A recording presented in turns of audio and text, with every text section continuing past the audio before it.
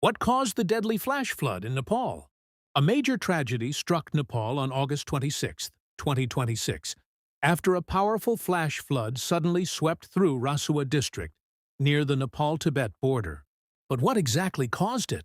According to initial assessments by experts, the disaster may have started with an ice and rock avalanche, or a massive collapse of ice and rocks from the high Himalayan mountains.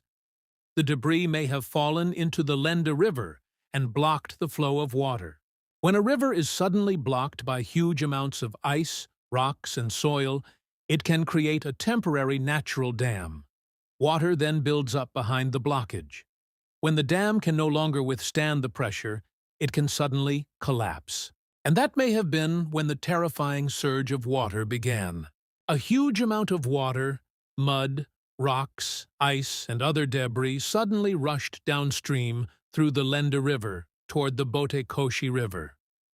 Because the flow was extremely fast and powerful, roads, bridges, buildings, vehicles, and other infrastructure were damaged or swept away. One of the severely affected areas was Timur, near the Rasuagadi border crossing.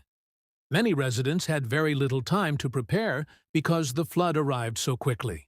What made the incident even more significant was that there was no major rainfall recorded in Rasua before the flood.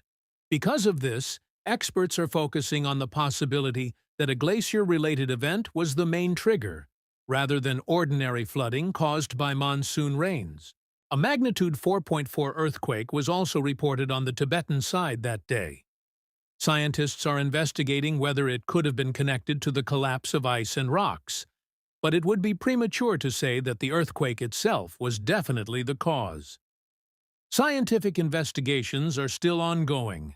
There is another important issue: climate change. As the planet gets warmer, glaciers in the Himalayas are rapidly changing and losing ice. This can make some glaciers and mountain slopes more unstable, potentially increasing the risk of avalanches, landslides, and sudden releases of water. That is why what happened in Nepal was not simply an ordinary flood. It may have been a combination of glacier instability, falling ice and rocks, a blocked river, and the sudden release of a massive amount of water and debris.